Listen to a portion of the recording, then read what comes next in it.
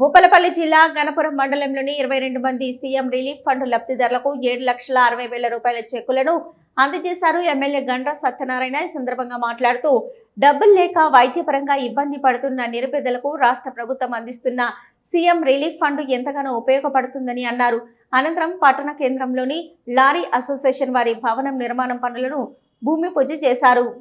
లబ్ధిదారులు అదేవిధంగా 7,37,000 మందికి ఈరోజు ముఖ్యమంత్రి నిధులు కవర్ కాని కేసులు. ఇది 14వసారి డిస్ట్రిబ్యూషన్.